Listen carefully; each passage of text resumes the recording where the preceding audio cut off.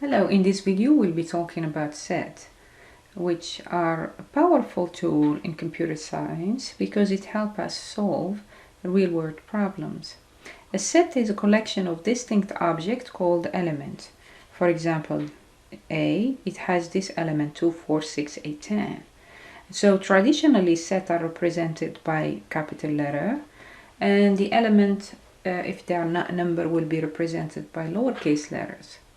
So this symbol here means belongs to. For example, 2 belongs to A because 2 is within the set A, but 3 does not belong to A. 3 is not here in this set. The curly brackets are used to indicate the set. Ordering is not important on the set here element, so you don't need to order them, and you don't need to write the element twice, only once. Two sets are equal if and only if they contain the same element. What does it mean? For any x, if x belongs to A, then x belongs to B, and for any x, if x belongs to B, must be belonging to A as well. So finite and infinite set, how do we describe them?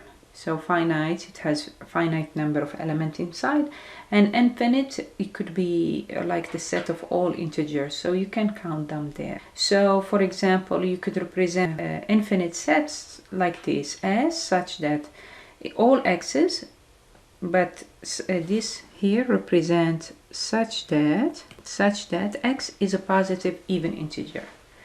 Or sometimes you could use a predicate if you want to call, for example, a positive even x is positive even integer.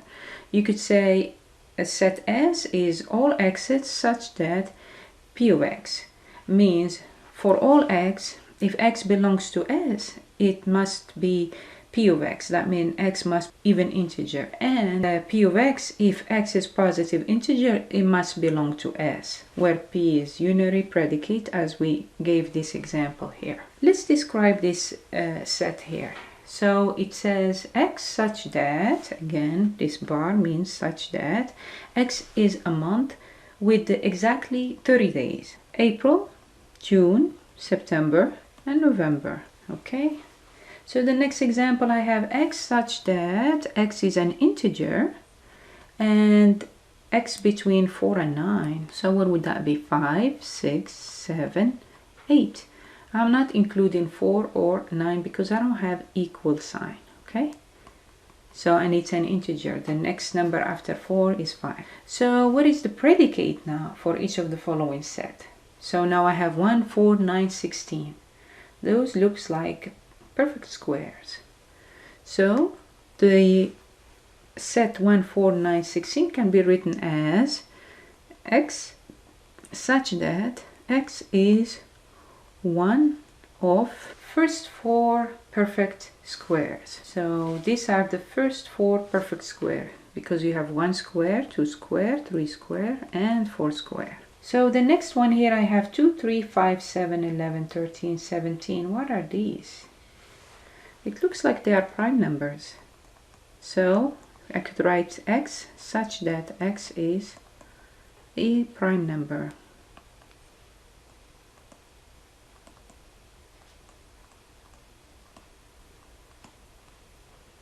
Now let's study some set theory basics. A set that has no members is called null, or an empty set. And we could write it as this 0 with a slash, or just a curly bracket with nothing on it. But we cannot combine both of them. You can write this. This meaning there is a set that has an empty set within it. So always think of this bracket, curly brackets, as like a bag. And what's in it are the elements. So if there is nothing, that means it's an empty set. And so, some notation used for convenience of defining set. So in our book here, we call the set of all non-negative integers, and 0 is part of n. Okay? So in this book, they don't talk about whole numbers, but all natural numbers, including the 0. So as you see, natural numbers here, n, we call them n, which could be, if I write it, 0, 1, 2, 3, and infinite number.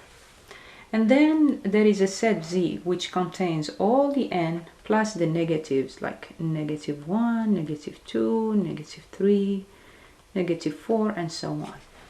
And then if you take the natural and the integers and you add the fractions, which are the rationals, you get 1/2, -1/2, 3/4, anything that can be written as a fraction. Remember that 0 can be written as fraction 0/1, or -2 is a fraction, -2/1. So they are all rationals. Naturals is also integer and is also natural. And then we talk about real numbers. Once real, it has either rational numbers and irrational numbers. So in this set here, if you include all the irrationals like radical 2, negative radical 2, pi, e, and so on, radical 7. So there are so many irrational numbers. As a matter of fact, there are more irrationals than rationals. It's a big theorem, but you could prove it. So these are all real numbers. We have irrationals and rationals. And then if we add real numbers with imaginary numbers, we get a complex number. As you know, complex number can be 2 plus 3i, which is 2 is real and 3i is imaginary.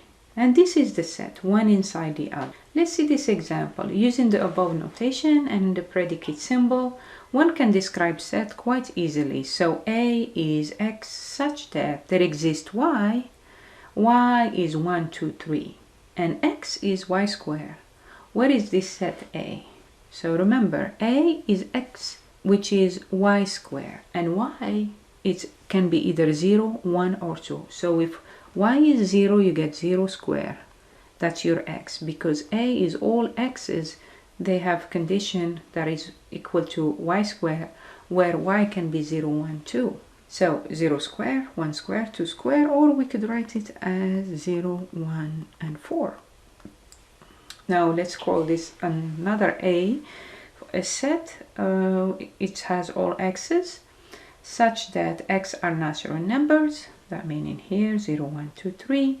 And for any y belongs to 2, 3, 4, 5. So y can be anything that is 2, 3, 4, 5. If y is 2, 3, 4, 5, implies that x is greater than y. So now we need all x's such that this x is greater than 2, 3, 4, 5. What can this x's be?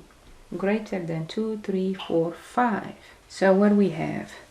They must be greater than 5 basically. If y belongs to this, then x must be greater than or equal to 5. That means I start from 5, 6, 7, 8, and so on. These are the x's, because these numbers here are always greater than y, because y is 2, 3, 4, 5. For b are x's such that there exists y and there exists z, and y can be 1, 2, and z can be 2, 3. And x is z minus y. That means take z and minus y. That means if I take 2 minus 1 and 2 minus 2 and 3 minus 1 and 3 minus 2. Let's see what's going to give us. These are your x's. This is b is all x's, which are z minus y. So 2 minus 1 and 2 minus 2. 2 minus 1 is 1. 2 minus 2 is 0. And you have 3 minus 1. That will give me 2. And 3 minus 2, it will give me 1. I already have it. Remember, we don't repeat the element within the set.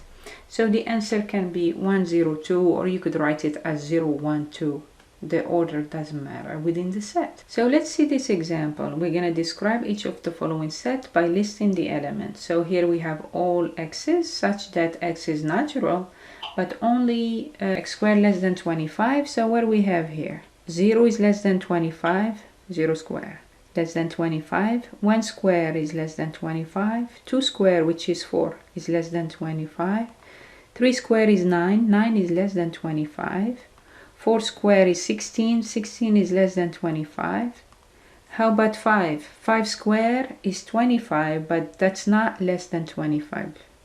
So we stop right here. These are your x's that makes x squared less than 25. Let's see this example. X such that x is a natural number and x is even, and x between 2 and 11. So it's a natural, it is even, and between 2 and 11. Okay, so 3 is not even, 4 is even, it is natural, and it's between 2 and 11. 6 is even, natural, and between 2 and 11. 8 as well, and 10. And this is the set 4, 6, 8, 10 that describe this sentence here. So X such that X is one of the first 3 US presidents. What are the first 3 US presidents? So we have Washington, Adams, Jefferson. These are first 3 presidents of US. So X such that X is a real number and X squared equal -1. Do we know if any real number, if I square it, I get -1? No, I don't. Maybe I square is a -1, but that's complex number. So what we have empty set. Either you write it this way or you write it this way, but not both. Okay, both are correct. So here we have X such that X is one of the New England states. So the New England states, you have Maine, Vermont, New Hampshire, Massachusetts, Connecticut, and Rhode Island. So X, one of the New England states are Maine, Vermont, New Hampshire, Massachusetts, Connecticut, and Rhode Island. So X is integer and the absolute value X less than 4. You remember when you have absolute value less than 4, you could say X is between -4 and 4.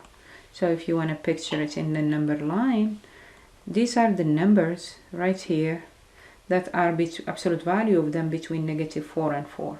But since X is an integer, not a real number, I'm going to take only the integers that are between. So what we have is -3, -2, -1, 0, 1, 2, and 3. So here let's study open and close interval.